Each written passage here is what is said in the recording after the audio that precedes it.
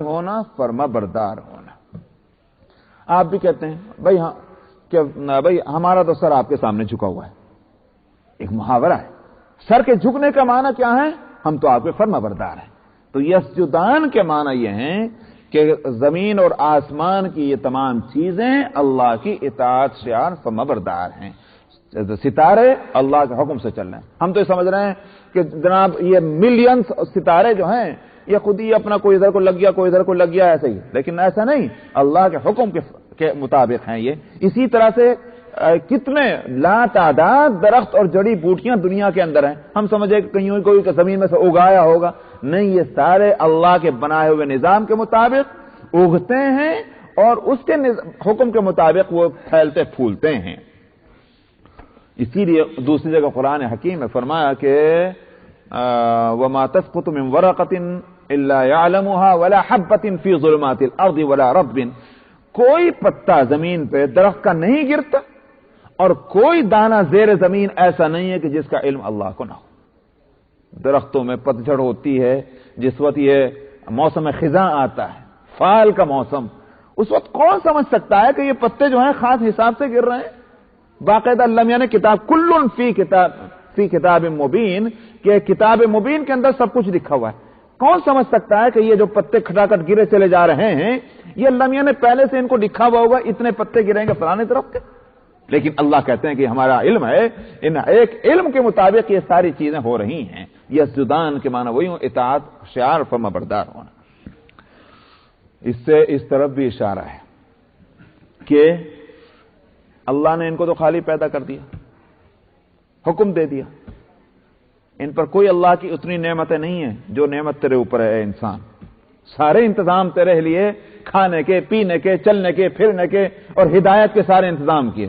تو اپنی حالت کو دیکھ اور ان ساری چیزوں کی حالتوں کو دیکھ کہ جو اطاعت اور شعار فرما بردار ہیں، اس سب کے باوجود کہ ان پر وہ نعمتیں نہیں ہوئی جو تیرے اوپر ہوئی ہیں۔ اس طرف بھی اشارہ ہے یسجدان کے لفظ۔ وَالسَّمَاءَ رَفَعَهَا وَوَضَعَ الْمِيزَانَ، فرمایا آسمان کو ہم نے بلند کیا اور اس کے ساتھ فرمایا کہ ترازو ہم نے رکھی۔ ترازو سے مراد یہاں سب کے نزدیک مراد ہے عدل کا نظام قائم ہونا، یعنی اللہ سبحانہ و تعالی نے آسمانوں اور زمینوں کو جو پیدا کیا ہے وہ نظام عدل کی بنیاد پر پیدا کیا ہے۔ اس میں خاص توازن اور بیلنس رکھا ہے۔ میزان کو بھی آپ بیلنس ہی تو کہتے ہیں انگلش میں، تو یہ ایک بیلنس اللہ نے ہر چیز میں رکھا ہے، فاصلوں کے اعتبار سے، ان کے اپنے کاموں کے اعتبار سے، ان کی اپنی طبیعتوں کے اعتبار سے ایک خاص اللہ نے ایک توازن رکھا۔ انسانی کو تکلیف جان دیجیے، ہم اور چیزوں کو، ہمارے اندر کتنا توازن ہے۔ مجھے معلوم نہیں کہ میڈیکل سائنس میں اس کے لیے کیا ٹرم استعمال ہوتی ہیں اور کیا وہ اسی طرح اس کی تشریح کرتے ہیں کہ نہیں، لیکن حکیموں کے ہاں، اطباء کے ہاں انسان کے جو ہیں وہ اس میں 4 اجزاء خاص طور پر مانے جاتے ہیں۔ ایک خون، ایک سودا، ایک صفرا اور ایک بلغم، یہ 4 اجزاء ہیں۔ ان میں اگر بیلنس ہے، انسان کی طبیعت بالکل ٹھیک رہے گی، صحیح تندرست، سارا کام صحیح چل رہا ہے، لیکن اگر ان میں سے کوئی بھی عنصر جو ہے وہ ان بیلنس ہو گیا، غیر متوازن ہو گیا، وہیں سے کوئی نہ کوئی بیماری اس کو لگ جائے گی۔ تو صفرا اگر زیادہ بڑھ گیا تو نہیں، جب بخار شروع ہو گیا اور جناب اس کو ہر چیز جو ہے تلخ معلوم ہو رہی ہے اور کڑوی معلوم ہو رہی ہے، اس لیے کہ صفرا بڑھ رہا۔ تو حاصل ہی ہوا کہ یہ توازن ہے طبیعت کے اندر، وہ چاہے کسی بھی انداز میں آپ کہیے، جدید میڈیکل سائنس میں کہیے یا قدیم میں، ایک اللہ نے جو بھی چیزیں انسان کے اندر رکھی اس میں ایک توازن ہے۔ وہ توازن جب بگڑے گا اس کا نظام بگڑ جائے گا۔ یہ انسان جو ہے اس کو عالم اصغر کہا گیا۔ یہ عالم ہے، یہ بھی ایک کائنات ہے، مگر ایک چھوٹا سا ایک جس کو کہیے ایک سیمپل ہے، ایک نمونہ ہے اس پورے کائنات کا، آسمان سے لے کر زمین تک۔ اس میں آسمان بھی ہے، اس میں زمین بھی ہے، اس میں پہاڑوں کی اونچ اور نیچ بھی ہے، اس میں دریا اور ندی اور نالے بھی بہ رہے ہیں، بہ رہے نہیں بہ رہے ہیں، سمجھا؟ اس میں جھاڑ جھنکاڑ بھی ہیں۔ آپ دیکھیں تو یہ بال جو اگ رہے ہیں کیا ہے؟ یہ فارسٹ پریزرو کھڑے ہوئے ہیں اس انسان کے اوپر، سمجھ میں آیا؟ اور یہ اندر جو یہ خون کی نالیاں بہ رہی ہیں، یہ کہ سب کیا ہے، سمجھ میں آیا؟ اور اسی طرح سے یہ کہیں کہیں جو ہے یہ اونچ اور نیچ ابھار جو ہے یہ کیا ہے؟ تو ویلیاں، پہاڑیاں اور اسی طرح سے جنگلات اور ندی اور نالے، سارا کچھ اس کے اندر ایک انسان کے اندر اللہ نے رکھا ہے۔ یہ عالم اصغر اس کو کہتے ہیں صوفیہ کی زبان میں۔ تو عالم اکبر یہ ہے، اور اگر ہم کو اس عالم اکبر کے مزاج کو سمجھنا ہو تو اپنے آپ کو دیکھ لیجئے کس طرح اللہ نے ہمارے اندر ایک توازن رکھا ہے، وہی توازن اس آسمان اور زمین کے اندر بھی ہے۔ تو اگر یہ غیر متوازن ہو جائے تو بتائیے، اگر انسان کے مزاج میں توازن نہ رہے تو کتنی بیماریاں، کتنی تکلیفیں پیدا ہوتی ہیں۔ آسمان اور زمین کے مزاج میں اگر توازن نہ رہے تباہی مچ جائے گی۔ اس کے بعد کیا فرمایا؟ اللہ تطغوا فی المیزان۔ آسمان سے لے کر زمین تک جب ہر چیز کا مزاج جو ہے وہ ایک متوازن رکھا ہے تو تمہیں کیا کرنا چاہیے؟ فرمایا تم میزان میں کوئی خرابی نہ کرو، یعنی جو مزاج اللہ نے متوازن بنا دیا ہے اس آسمان سے لے کر زمین تک، خبردار اس میں تم گڑبڑ مت کر دینا۔ آج یہ کیا ہو رہا ہے تماشا، سمجھ میں آیا؟ ایسی چیزیں ایجاد ہو رہی ہیں کہ جنہوں نے فضاؤں کو مقدر کر دیا، جس نے سمندروں کے پانیوں کو خراب کر ڈالا ہے، ہمارا کھانا، ہمارا پینا سب کچھ بگاڑ کے رکھ دیا۔ اللہ نے ہر چیز میں توازن رکھا تھا، لیکن ہم نے اس متوازن نظام میں کیا کچھ فساد نہیں پھیلا دیا۔ سمجھ میں آیا؟ یہ اگر اس معنی میں بھی دیکھا جائے، ویسے تو مراد یہ تھی اعمال میں، اخلاق میں، عقیدے کے اندر، آپس کے گویا کہ لین دین کے اندر، اس میں کوئی غیر متوازن صورت نہیں اختیار کرنی چاہیے۔ عدل اور انصاف کو اختیار کرنا چاہیے، مگر واقعہ یہ ہے کہ ہر میدان میں آپ دیکھیے، اس کا اگر صرف اخلاقیات نہیں، اگر صرف معاملات نہیں، تو میں کہتا ہوں کہ ہاں میڈیکل سائنس ہو یا انجینئرنگ ہو یا اور کسی کو یوں کہیے کہ دوسری قسم کے، وہاں جہاں بھی انسان دوسرے انسان کے لیے تکلیف دہ صورتیں اختیار کر رہا ہے، وہ اللہ تطغوا فی المیزان آتا ہے۔ پھر تو فرمایا کہ اس میزان میں غلطی مت کرو، وَأَقِيمُوا الْوَزْنَ بِالْقِسْطِ، اور انصاف کے ساتھ وزن قائم کرو، وَلَا تُخْسِرُوا الْمِيزَانَ، اور ٹھیک اردو زبان میں کہوں ڈنڈی نہ مارو، میں تولنے میں نقصان نہ پہنچاؤ کسی کو۔ تو تولنے سے مراد وہی ہے، سارے معاملات کے اندر جو ہے وہ اللہ نے ایک توازن رکھا ہے، اس کے لیے ایک میزان قائم کر دی ہے، ایک اسٹینڈرڈ بنا دیا ہے، ایک معیار بنا دیا ہے، اس کے خلاف مت کرو۔ وَالْأَرْضَ وَضَعَهَا لِلْأَنَامِ، اور فرمایا زمین کو ہم نے قائم کر دیا ہے مخلوقات کے لیے۔ الانام سے مراد یہاں خاص طور پر جنات اور انسان ہیں، کیونکہ یہ سورت جنات اور انسان کے خطاب کے لیے ہے۔ لفظ الانام جب بولا جاتا ہے تو اس سے مراد یہ دونوں ہی مخلوق ہیں۔ فرمایا ہم نے زمین کو قائم کر دیا ہے مخلوقات کے واسطے۔ قائم کر دینے کا معنی ہے اسی میں تم چلتے پھرتے ہو، اسی کو تم اپنے استعمال میں لاتے ہو۔ کس طرح؟ فیہا فاکہہ، اس میں میوے، والنخل ذات الاکمام، اور اس میں کھجوریں ہیں، جس میں جو کھجوروں کے درخت کون سے والے؟ خوشے والے۔ کھجوریں دیکھتے ہیں آپ کس طرح لگتی ہیں؟ خوشے لگے ہوئے ہیں اس کے اندر۔ تو ایک خاص وصف ہے اس کا کہ اللہ تعالیٰ نے کس قدر عجیب انداز میں وہ خوشے کھجور کے اندر لٹکائے ہیں۔ والحب ذو العصف والریحان، اور اللہ تعالیٰ نے اسی طرح سے غلے کے دانے پیدا کیے ہیں چھلکے والے، اور والریحان، پھول بھی پیدا کیے ہیں چھلکے والے۔ کیا بات؟ اصل میں اشارہ اس طرف ہے، دیکھو تم نے کبھی غور نہ کیا کہ یہ کھجور کے خوشے کیوں رکھے، خوشوں کی وجہ کیا ہو سکتی ہے؟ تم نے کبھی غور نہ کیا کہ گیہوں اور چاول کے اندر بھوسا کیوں ہے؟ بھوسا جانتے نہیں؟ اس کے اوپر چھلکا گرتا ہے، یہ بھوسا کیوں رکھا ہے؟ اللہ تعالیٰ نے کچھ پھلوں کے جو چھلکے رکھے ہیں وہ موٹے رکھے ہیں، کچھ کے باریک رکھے ہیں، کچھ کے تر رکھے ہیں، کچھ کے خشک رکھے ہیں۔ یہ آخر فرق کیوں ہے؟ اگر تربوز کا چھلکا جو ہے وہ باریک ہوتا تو وہ اتنا جو ہے وہ کئی کلو کا پانی اس میں شربت کا وہ کیسے سملتا؟ یہ اسی طرح سے اگر چاول اور گیہوں اور دالوں کے اگر جو وہ اوپر کا غلاف جو ہے کور، اگر وہ سوکھا نہ ہوتا یہ سڑ جاتے۔ اللہ نے ان کو سکھایا اور سکھا کر اس کے اندر اس کو محفوظ کیا تاکہ یہ سڑ نہ سکے، یہ چیز اس کی حفاظت اس طرح کی ہے۔ تو آپ بھی دیکھتے ہیں कुछ चीजों को तो आप पेपर के थैले में डाल के दे देते हैं, कुछ चीजों को आप प्लास्टिक के थैलों में डाल डाल के देते हैं। आखिर पैकिंग जो है वो अगर मुख्तलिफ क्यों रखी गई है? मसलहत की वजह से उस चीज के। तो अल्लाह ताला ने सारे फलों का निजाम जो है वो मुख्तलिफ रखा है, उसकी बेशुमार हिकमतें हैं इस सारे निजाम के अंदर।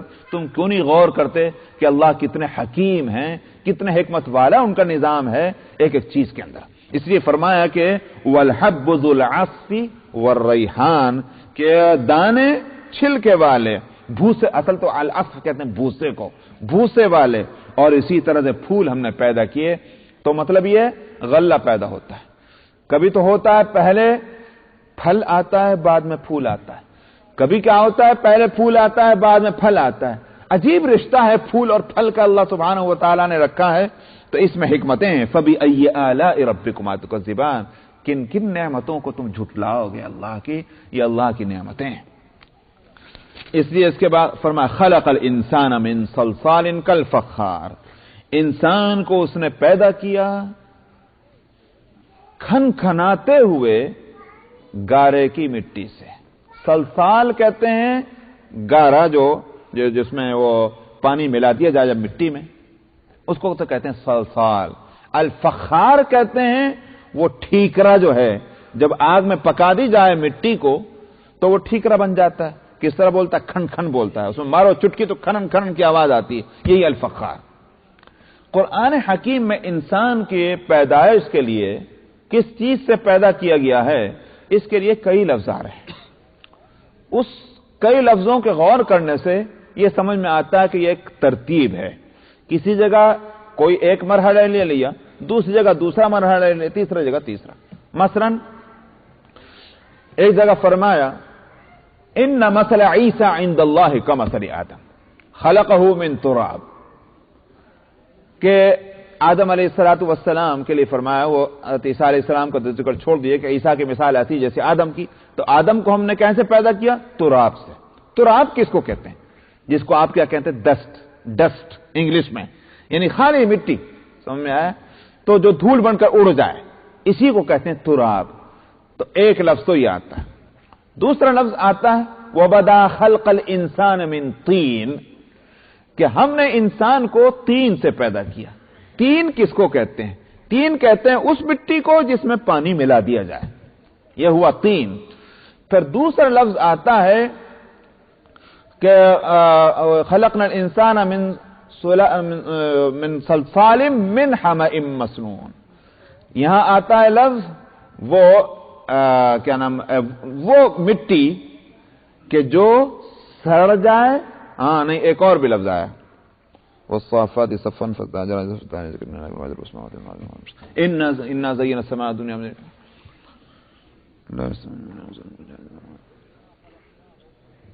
इन्ना खलक़नाहुम मिन तीनिल लाज़िब, एक लफ्ज आता है। लाज़िब कहते हैं, तीन लाज़िब वो गारा जिसमें लेस बन जाए। लेस बनना समझ रहे हैं? यानी चिपकाहट पैदा हो जाए। उसको जब ज्यादा घमा जाए ना तो उस गारे को, तो उसमें लेस बन जाता है। यह है तीन लाजिब, कि हमने तीन लाजिब से पैदा किया। तो समझा जा सकता है कि यह तीसरा मरहला। पहला मरहला है तुराब, दूसरा मरहला है तीन, और तीसरा मरहला है तीन लाजिब, और चौथा मरहला है सलसाल मिन हमाइम मसनून का, वो गारा कि जिसमें लेस भी पैदा हो जाए, उसमें बदबू भी पैदा हो जाए। यह है सलसाल मिन हमाइम मसनून। और फिर उसके बाद यहां जो लफ्ज आ रहा है वो ये कि वो उस ठीकरे वाली आवाज उसमें पैदा हो जाए। इसका मतलब यह कभी ये सूख भी गया और खनखनाती मिट्टी बन चुका है ये। तो ऐसा मालूम होता है कि ये मरहले हैं। और उसके बाद फिर वो यह है कि मां का लफ्ज आता है, मिम्मा महीन, नुत्फे का लफ्ज आता है, अलका का, ये उसके बेशुमार मरहले हैं। लेकिन इस तरह के लफ्जों से लोगों ने बहुत धोखा खाया। किसी ने कहा कि ओहो ये डार्विन का नजरिया कुरान में भी है। नऊजुबिल्लाह, बिल्कुल ये वो मुहम्मल बात है। उस मुहम्मल बात का कोई ताल्लुक कुरान से नहीं।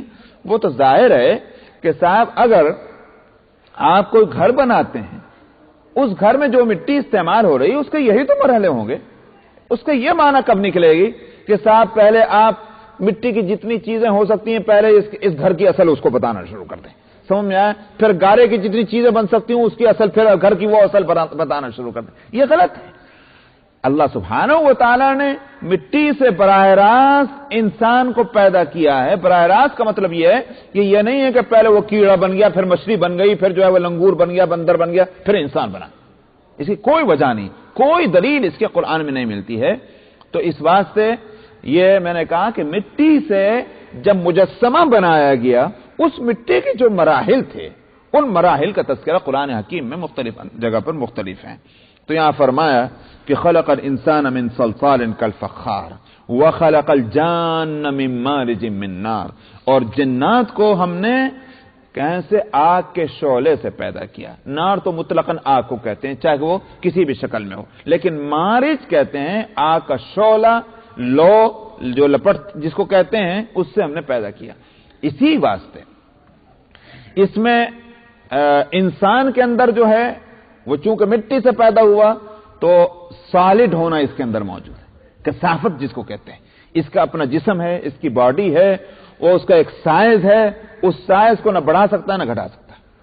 یہ ایک تو انسان، اس میں کثافت ہے۔ جنات کو اللہ تعالیٰ نے چونکہ آگ کے شعلے سے پیدا کیا تو شعلے میں لطافت ہے، اسی لیے وہ لپٹ جو ہے وہ اوپر اور نیچے، اس کا کوئی جسم نہیں ہوتا، اس کا کوئی سائز نہیں ہوتا۔ تو اسی لیے جنات کو اللہ نے یہ قدرت دی ہے کہ وہ اپنی شکلوں کو بھی بدل سکتے ہیں، اپنے سائز کو بھی بدل سکتے ہیں۔ ان میں یہ ساری تبدیلیوں کی اللہ نے کیوں صلاحیت اس لیے رکھی ہے کہ ان کی اصلی ایسی ہے، من مارج من نار۔ یہاں سے یہ بات بھی ہے، پتہ نہیں آپ حضرات کے مطالعے میں کبھی آئی کہ نہیں آئی، مستشرقین سے جن کو ہمیشہ ڈر لگا رہتا ہے یہ ناراض نہ ہو جائیں ہمارے آقا، وہ ہمیشہ قرآن کی آیتوں میں مختلف تعویلیں کرنے کی کوشش کرتے ہیں تاکہ یہ، اور اس کی تعویل، اس کی وجہ یہ بتلاتے ہیں ان کے کسی طرح سے قرآن سمجھ میں آ جائے۔ ارے بھائی تو قرآن سمجھاؤ، اپنی طرف سے قرآن دوسرا بنا کر کیوں سمجھانے کی کوشش کرتے ہو؟ ان کے سمجھ میں آئے بہت اچھا، نہیں سمجھ میں آئے تو اللہ میں تم سے نہیں پوچھیں گے تو تم نے قرآن کو اس طرح کیوں نہیں، قرآن کو قرآن بنا کر بتاؤ نا۔ تو اب بعض لوگوں نے یہاں کیا رکھا، جنات جو ہے یہ دراصل انسان کا ہی ایک قبیلہ ہے۔ سبحان اللہ، کیسے ہو گیا یہ جنات؟ اس لیے کہ وہ کہ صاحب ہم نے تو آج تک اس مخلوق کو دیکھا نہیں، یہ کہاں سے اس مخلوق کی بات ہو رہی ہے؟ ان کو سمجھانے کے واسطے ان مردودوں کو ہم قرآن کی آیتوں میں تعویلیں کرتے ہیں، ہمارے بھائی بہن۔ تو ان کو جنات کو انسانوں کا ایک قبیلہ بنایا۔ یوں بتائیے کہ یہاں اس آیت میں اللہ کہہ رہے ہیں انسان کو ہم نے اس سے پیدا کیا، جنات کو ایسا پیدا کیا، جس کا مطلب یہ سارے انسان مٹی سے پیدا ہوئے، انسان کا ایک قبیلہ سے پیدا ہوا۔ عقل ماری گئی ان لوگوں کی۔ یہاں جنات سے مراد ایک خاص مخلوق ہے جو انسان نہیں ہے۔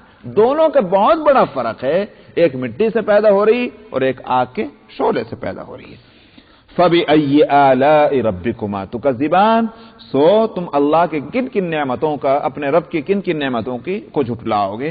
یہاں انسان کو بتلا دیا، انسان اپنی حقیقت کو دیکھے، اور اسی طرح سے جن کو بتا دیا کہ تو اپنی حقیقت کو دیکھ، اللہ کی مخلوقی سے تو مخلوق ہوئی ہے، انسان بھی اور اسی طرح سے یہ جنات بھی۔ اس لیے اس کے لیے زیب نہیں دیتا کہ یہ اللہ کو بھول جائے اور اللہ کی ہمسری کرنے لگ جائے، یہ اس کے لیے زیب نہیں دیتا۔ رب المشرقین ورب المغربین، وہ رب ہے مشرقین کا بھی اور رب ہے مغربین کا بھی۔ یہاں مشرقین سے مراد آپ اگر اردو میں ترجمہ کریں گے، دو مشرق اور دو مغرب، اس سے کیا مطلب ہے؟ اس سے مطلب یہ لیا گیا ہے کہ دو موسم ہوتے ہیں اصولی طور پر، ایک موسم ہے سردی کا اور دوسرا موسم ہے گرمی کا۔ سردی کے موسم کا مشرق اور مغرب اور ہوتا ہے، گرمی کے موسم کا مغرب اور مشرق اور ہوتا ہے، یہ مراد ہے۔ قرآن حکیم میں ایک دوسری جگہ رب المشارق والمغارب کے عرض ہے، اس سے مراد ہے یہ پلورل اور جمع ہو جائے گی۔ تو وہ ہر دن کا مشرق الگ ہے اور ہر دن کا مغرب الگ ہے۔ آپ دیکھتے ہیں کہ بھئی وہ تو ایک منٹ کے حساب سے بدلتے رہتا ہے اس کا۔ تو رب المشارق بھی کے لفظ آتا ہے۔ حاصل یہ ہوا کہ اللہ سبحانہ و تعالی ہر دن اسی کا نظام چل رہا ہے، یہ نہیں ہے کہ وہاں ڈیوٹیاں مقرر ہیں کہ آج کے سپروائزر کوئی اور ہیں اور کل کے سپروائزر کوئی اور ہوں گے۔ ایک ہی خدا ہے جو ہر دن کا سورج اس کے مشرق سے نکالتا ہے اور اس دن کے مغرب میں اس کو جو ہے وہ اس کو ڈاؤن کرتا ہے، اس کو چھپاتا ہے۔ ہر دن کا خدا ایک ہی خدا ہے، اس لیے فرمایا رب المشرقین و رب المغربین فبأي آلاء ربكما تكذبان، تم اپنے رب کی کن کن نعمتوں کو چھٹلاؤ گے۔ مرج البحرین یلتقیان، فرمایا کہ اللہ نے بہا دیے ہیں دو سمندروں کو، دونوں یلتقیان ملے ملے چل رہے ہیں۔ دو سمندروں سے مراد میٹھا سمندر، سمندر کا میٹھا پانی اور سمندر کا کڑوا پانی۔ کبھی سنا آپ نے سمندر کا میٹھا پانی؟ سمندروں کے اندر میٹھے پانی کے چشمے اللہ نے رکھے ہیں، فاؤنٹین رکھے ہیں اللہ تعالیٰ نے۔ خاص طور پر یہ جو پرشین گلف ہے اس میں تو کئی چشمے جو ہیں موجود ہیں سمندر کے اندر میٹھے پانی کے۔ تو اللہ تعالیٰ نے مرج البحرین، دونوں سمندر رکھے ہیں، یلتقیان ملے ملے چلتے ہیں وہ۔ فرمایا کہ بینہما برزخ لا یبغیان، ان کے درمیان میں پردہ حائل کر دیا ہے، وہ ایک دوسرے کے اوپر نہیں چڑھ دوڑتے۔ دور تک وہ پانی جو ہے وہ میٹھا پانی میٹھا ہی رہتا ہے اور کڑوا پانی کڑوا ہی رہتا ہے، پانی پانی کے اندر مل نہیں پاتا۔ اللہ تعالیٰ نے ایک ایسا پردہ رکھ دیا ہے جس کو اللہ ہی جانے، کسی کو وہ پردہ نظر نہیں آتا۔ تو اس لیے فرمایا کہ بینہما برزخ لا یبغیان فبأي آلاء ربكما تكذبان۔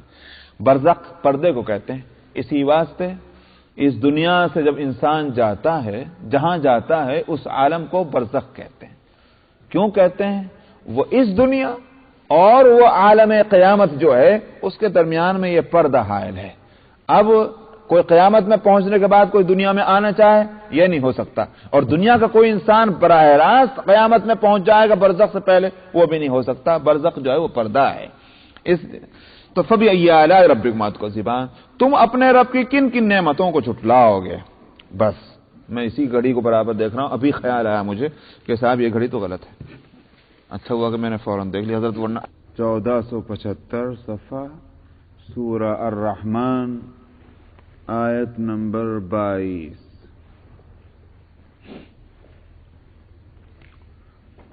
اعوذ باللہ من الشیطان الرجیم،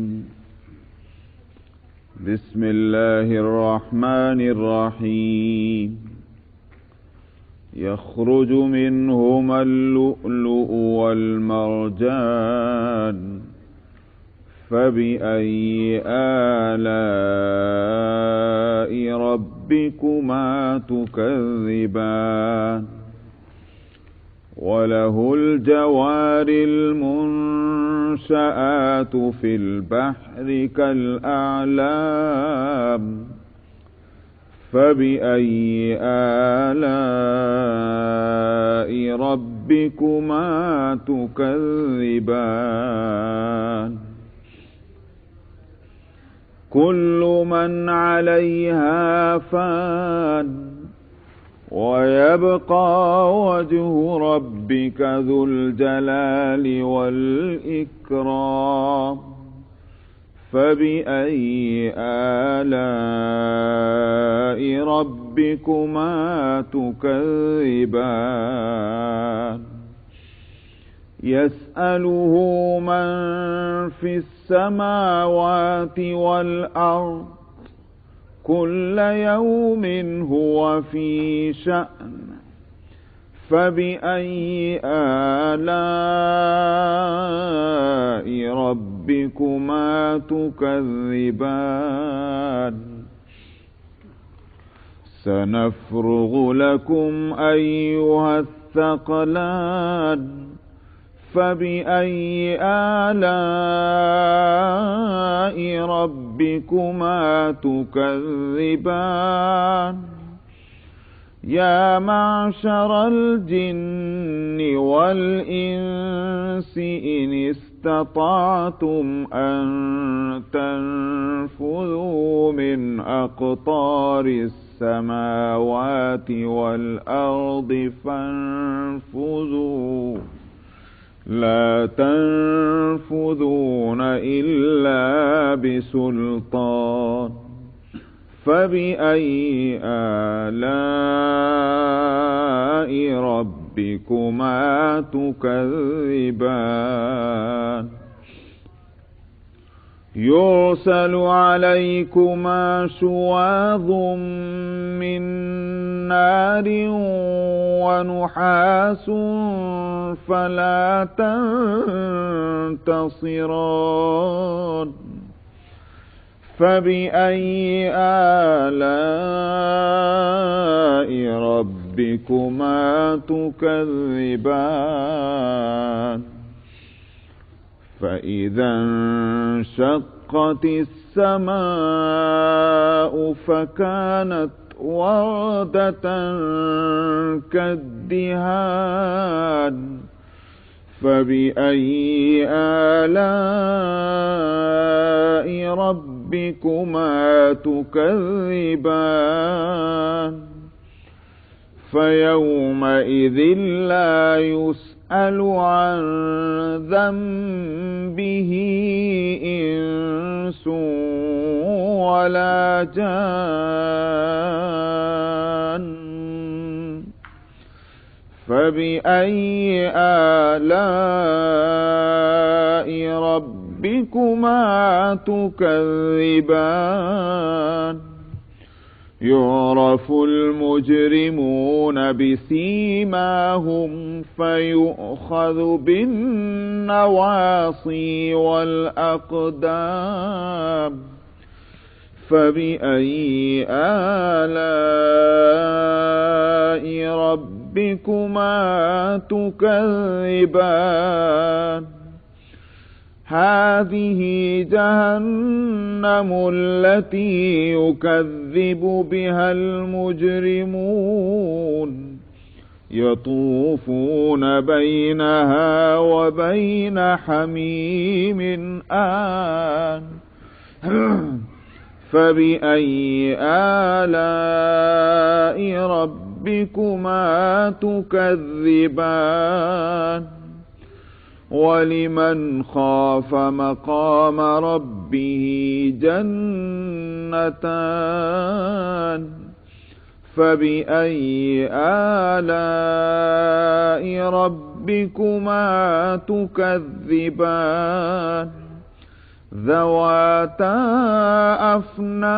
أفنان فبأي آلاء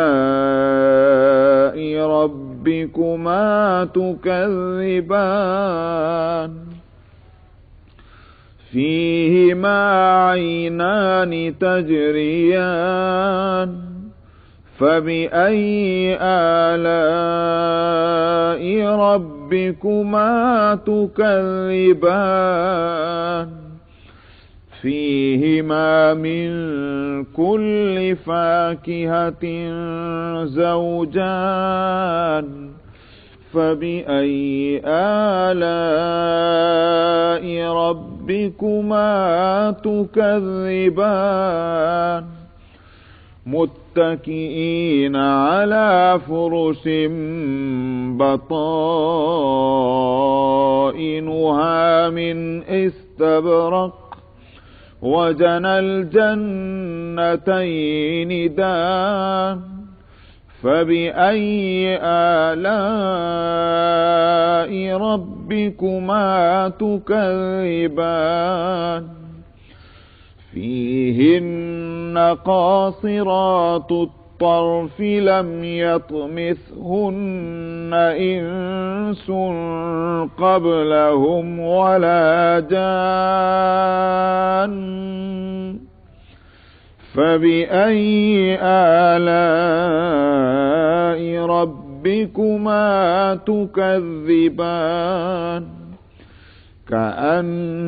كأنهن الياقوت والمرجان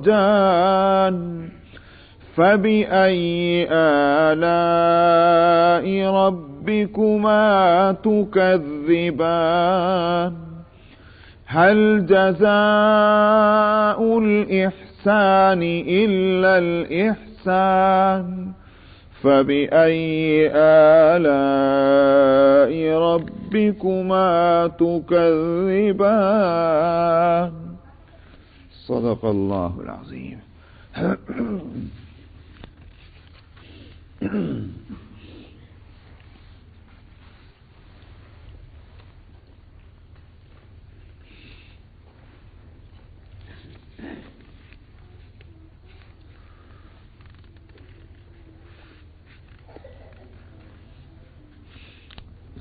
آیت نمبر 19 سے اللہ سبحانہ و تعالی کے جو احسانات انسانوں اور جنات پر ہیں اور وہ نعمتیں کہ جس سے اس دنیا کی زندگی میں جن سے فائدہ اٹھایا جاتا ہے ان کا تذکرہ ہے، اور بار بار اس بات کو کہا جاتا ہے کہ ان نعمتوں کے ہوتے ہوئے پھر کس طرح اللہ کی قدرت کا اور ان کی نعمتوں کا انکار کرتے جاؤ گے، کس طرح چٹلاتے جاؤ گے۔ تو آیت نمبر 19 میں سمندر کا ذکر آیا، اور یہ کہ قدرت دیکھو کہ سمندر میں 2 طرح کے پانی ہیں، میٹھا اور کڑوا، اور دونوں اپنی اپنی جگہ پر ہیں، اور اللہ نے ایسا غیر محسوس پردہ ان دونوں طرح کے پانیوں کے بیچ میں کر دیا ہے کہ وہ ایک پانی دوسرے سے مل نہیں پاتا۔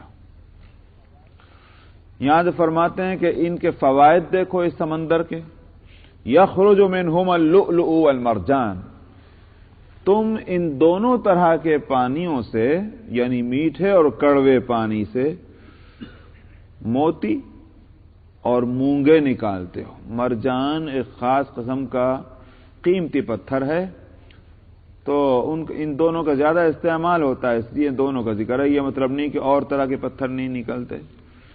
تو موتی اور مونگے نکالتے ہو دونوں طرح کے پانی سے۔ عام طور پر مشہور یہ ہے کہ یہ ہیرے اور پتھر کڑوے پانی سے نکلتے ہیں سمندر کے، میٹھے پانی سے نہیں نکلتے، لیکن یہاں قرآن حکیم میں دونوں کا ذکر ہے، دونوں پانیوں سے نکلتا ہے۔ بعض لوگوں نے اس آیت میں تعویل کرنے کی کوشش کی ہے، لیکن ضرورت ہی نہیں تعویل کرنے کی۔ ابھی کیا دیکھا ہے انسان نے باوجود ہزار ترقیوں کے، ابھی قدرت کی کتنی چیزیں وہ ہیں کہ جن پر پردے پڑے ہوئے ہیں۔ کیا معلوم آگے چل کر کے یہ حقیقت بھی کھلے کہ کڑوے پانی سے نہیں بلکہ سمندر کے اس پانی سے بھی کہ جو میٹھا ہے وہاں سے بھی مونگے اور یہ موتی نکلتے ہیں۔ تو آگے چل کر کے یہ عقدہ کھل جائے تو قرآن کی آیت جو ہے وہ صاف ہو جائے گی۔ آخر انسان کے تجربات اور اس کے مشاہدات جو ہیں ان میں روز بروز تبدیلیاں ہوتی چلی جا رہی ہیں۔ آج سے چند 100 سال پہلے کون سوچ سکتا تھا کہ سمندر کے پانی کے تہوں میں وہ مادہ بھی موجود ہے کہ جس میں آگ بھری ہوئی ہے۔ آج آپ پیٹرول کے کتنے بڑے ذخیرے سمندروں سے نکال رہے ہیں، یہ ایک بہتی ہوئی آگ ہی تو ہے۔ تو جس کے پیٹ میں آگ بھری ہوئی ہو، جبکہ وہ پانی وہ ہے جو آگ بجھانے کے لیے کام میں آتا ہے، آگ لگانے کے لیے نہیں، مگر اللہ تعالیٰ نے جس پانی کو آگ بجھانے کے لیے بنایا تھا اسی پانی کے جگر میں آگ کا پورا مادہ بھرا ہوا ہے، اس کو ابھی ہم نکال کر استعمال کر رہے ہیں۔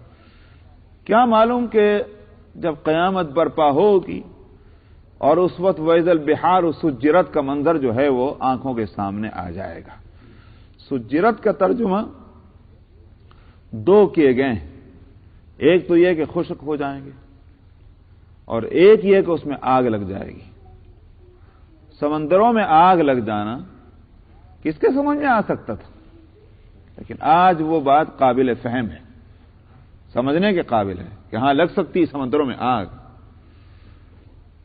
تو اس لیے ابھی دیکھ لیجئے، ابھی جو پرشین گلف میں جو تماشا ہوا تو انہی کنووں کو آگ لگا دی گئی پیٹرول کے، تو کیا کچھ ہو رہا ہے۔ حاصل یہ ہے کہ انسان کے تجربات اور مشاہدات ان میں ترقی ہے۔ ہو سکتا ہے کہ وہ وقت بھی آئے کہ سمندر کے وہ پانی کے جو میٹھا پانی ہے، وہ جو سمندروں کے بیچ میں میٹھے پانی کے چشمے ہیں، وہاں سے مونگے اور موتی بھی نکلتے نظر آئیں۔ فرمایا کس اللہ کی کثرت نعمت اور وسعت کے باوجود کن کن نعمتوں کو جھٹلاؤ گے۔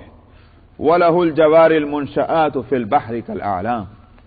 ایک فائدہ تو یہ ہوا کہ قیمتی پتھر نکالتے ہو، دوسرا فائدہ یہ کہ اس میں اللہ کے بنائے ہوئے یا یہ کہ اس کی نعمتوں کے سہارے تیار کیے ہوئے بڑے بڑے جہاز کھڑے نظر آتے ہیں۔ کیسے بڑے بڑے اونچے؟ جیسے جھنڈے اور پہاڑ سمندر میں کھڑے ہوئے ہوں۔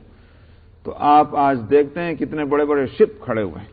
فرمایا یہ اس کے ہیں کا مطلب یہ ہے اللہ نے وہ سارا مادہ تم کو دیا، مٹیریل، اللہ نے اس انسان کو وہ صلاحیتیں دی کہ جن صلاحیتوں کو اس نے استعمال کیا تو سمندر کے سینے کے اوپر ٹنوں، ہزاروں ٹن اور لاکھوں ٹن کے وہ جہاز وہ لے جا کر کھڑا کر دیتا ہے اور اس میں وہ اپنے سامان ایک جگہ سے دوسری جگہ منتقل کرتا ہے اور سواریاں جاتی ہیں۔ تو فرمایا کہ اونچے اونچے شپ ہیں سمندر میں پہاڑوں کی طرح سے۔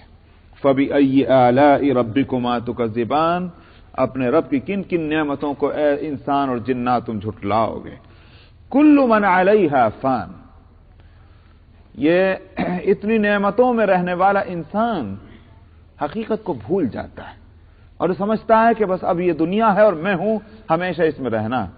فرمایا یہ سب کچھ ہے، یہ کارخانہ بنا ہوا، مگر نہ یہ کارخانہ اور نہ اس کارخانے پہ رہنے والا کوئی بھی ہمیشہ رہنے والا نہیں ہے۔ ہر وہ جو اس زمین کے اوپر ہے فنا ہو جانے والا ہے۔ وَيَبْقَى وَجْهُ رَبِّكَ ذُو الْجَلَالِ وَالْإِكْرَامِ، آپ کے رب کی ذات جو جلال اور اکرام والی ہے بس وہی باقی رہنے والی ہے، اللہ کے سوا ہر چیز کو فنا ہے۔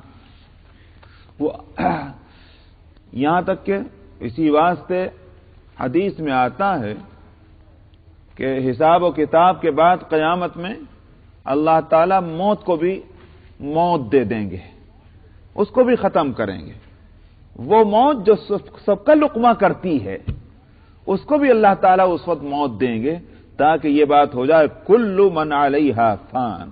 اگرچہ یہ زمین کے تعلق سے فرمایا لیکن کچھ بعید نہیں کہ آسمان اور زمین کی ہر چیز کو ایک دفعہ فنا کیا جائے اور پھر اس کے بعد اللہ سبحانہ و تعالی ایک نیا جہان بسائیں، نیا جہان بنائیں، یہ ہو سکتا ہے۔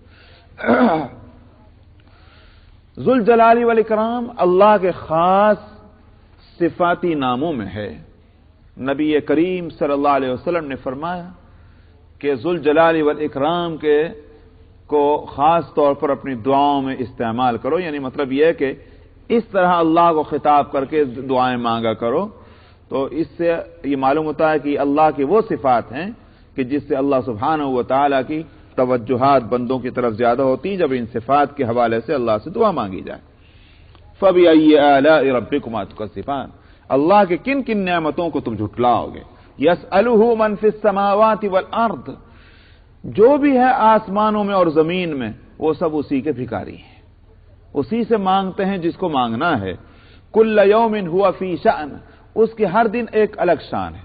الگ شان ہونے کے معنی یہ ہے اللہ سبحانہ و تعالی ایک وقت میں کہیں تو بارش برسا رہے ہیں، کہیں جو ہے دھوپ نکال رہے ہیں، کہیں سردی ہو رہی ہے تو کہیں گرمی ہو رہی ہے، کہیں کہ یہاں پیدا ہو رہے ہیں تو کہیں مر رہے ہیں، کوئی بیمار ہو رہے ہیں تو کہیں تندرست ہو رہے ہیں۔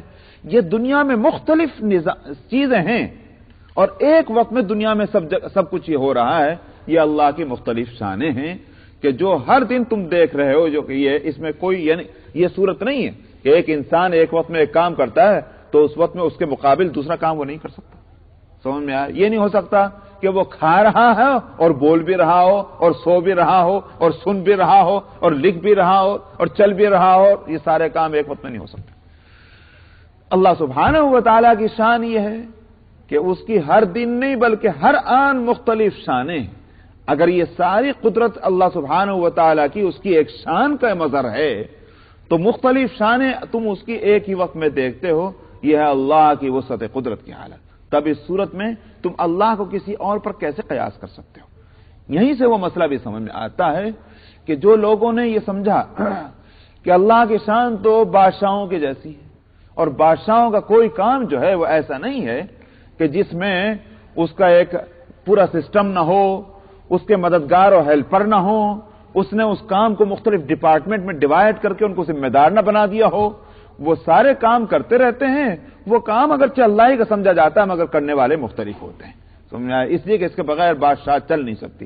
اللہ سبحانہ و تعالیٰ کو دنیا کے بادشاہوں اور دنیا کے منتظمین اور دنیا کے ایڈمنسٹریٹر پر قیاس کرنا، یہ یوں کہیے کہ اللہ کے شان کو نہ سمجھنا ہے۔ اللہ سبحانہ و تعالیٰ کسی کے محتاج نہیں۔ اللہ نے یہ نظام جو بنایا ہے اس کی اپنی مہربانی کی وجہ سے ہے کہ کسی کو کچھ دے دیا، کسی کو کچھ دے دیا، کسی کو کچھ اختیار دے دیا۔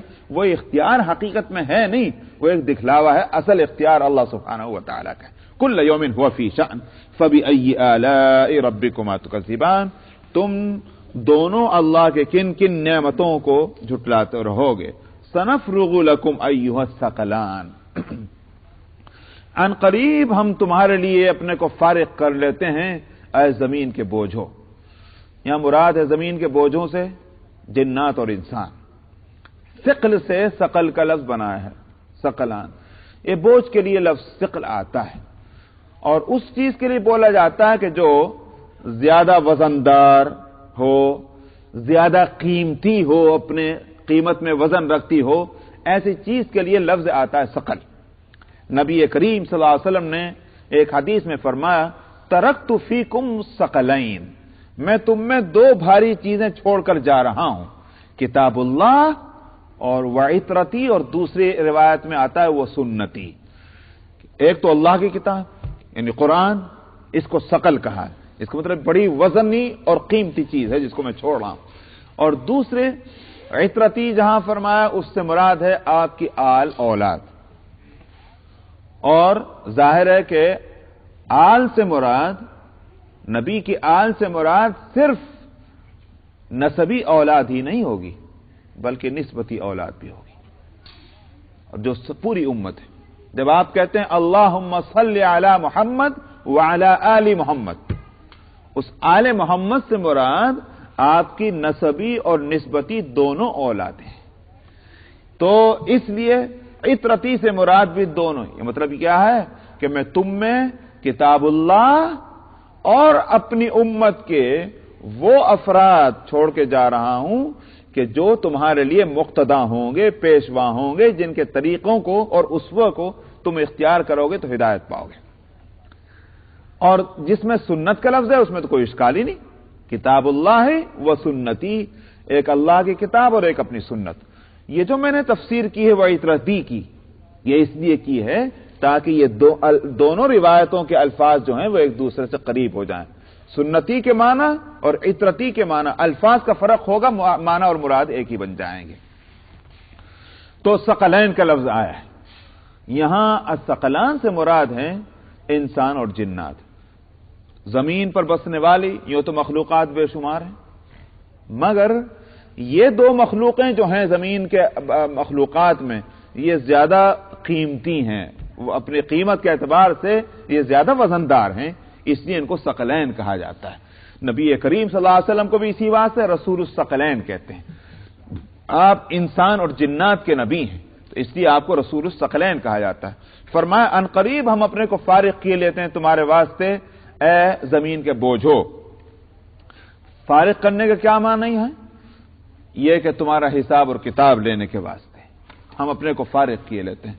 یہ منشا نہیں ہے، اللہ میاں اس وقت بہت مشغول ہیں، فرصت نہیں ہے حساب لینے کی، سارے کاموں سے نمٹ جائیں گے تب وہ حساب لیں گے، یہ نہیں، بلکہ ایک محاورہ ہے۔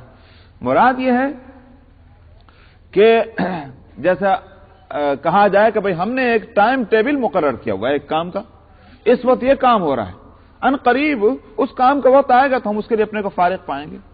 تو مطلب یہ نہیں ہے کہ میں مصروف ہوں، بلکہ مطلب یہ ہے کہ وہ اس کا وقت نہیں آیا، اس کا وقت آ جائے گا، ہم فارغ ہوں گے، ہمیں کوئی مشغولیت اس وقت بھی نہیں اور آج بھی نہیں ہے، اس لیے اس کو لفظ یہ استعمال کیا گیا ہم فارغ کر لیں۔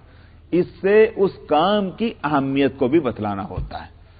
جب یوں کہا جائے آپ آ جائیے گا صاحب، ٹھیک ہے مشغول ہے، مگر جب آپ آئیں گے آپ ہم کو فارغ ہی پائیں گے، کیا مطلب آپ کا آنا ہمارے نزدیک اتنا اہم ہے کہ میں چاہے کتنا بھی کام کرتا ہوں لیکن آپ آئیں گے تو میں فارغ رہوں گا، وہ آپ کا آنا اہم ہے۔ یہ مطلب نہیں کہ میں واقعتاً فارغ ہی ہوں۔ ٹھیک اسی طرح اللہ سبحانہ و تعالی جب فرما رہے ہیں سنفرغ لکم ایھا الثقلان، ہم اپنے آپ کو تمہارے حساب و کتاب کے لیے فارغ کر لیں گے جلدی ہی، اس کا مطلب یہ ہے کہ بڑی اہمیت ہے اس حساب و کتاب کی، مت بھولو کہ اس کو نظر انداز کر دیا جائے گا۔ فبأي آلاء ربكما تكذبان، پھر تم اپنے رب کی کن کن نعمتوں کو باوجود وسعت اور کثرت کے جھٹلاؤ گے۔ یا معاشر الجن والانس ان استطعتم ان تنفذوا من اقطار السماوات والارض فانفذوا، تم اللہ کے حساب و کتاب سے یا موت سے بچ کر اگر بھاگنا چاہو گے کہاں جا سکتے ہو؟ زمین کے حدود سے نکلو گے یا آسمانوں کے حدود سے نکلنا چاہو گے؟ بھاگ کے دکھاؤ۔ یا معاشر الجن والانس، اے جنات اور انسان کی جماعت، یہ پہلی آیت ہے اور آخری آیت ہے کہ جس میں خطاب کیا گیا خاص طور پر جنات اور انسان کو ساتھ کے ساتھ، ورنہ اب تک تو پورے قرآن میں انسانوں کے خطاب ہوا، یہاں جنات اور انسان کو خطاب ہے۔ اے جنات اور انسان کی جماعت، اگر تم میں طاقت ہے نکل جانے کی آسمانوں اور زمین کے حدود سے، نکل بھاگو۔ لا تنفذون الا بسلطان، نہیں نکل سکتے تم مگر ایک خاص طاقت کے بغیر، اور وہ طاقت اور بوتا تمہارے اندر ہے نہیں، یہی مراد ہے۔ تو اس لیے نہ تم موت سے بچ کر بھاگ سکتے ہو، اور نہ حساب اور کتاب کے وقت اگر تم بھاگنا چاہو گے نہ اس وقت بھاگ سکتے ہو۔ حدیث میں آتا ہے کہ جب حساب و کتاب ہوں گے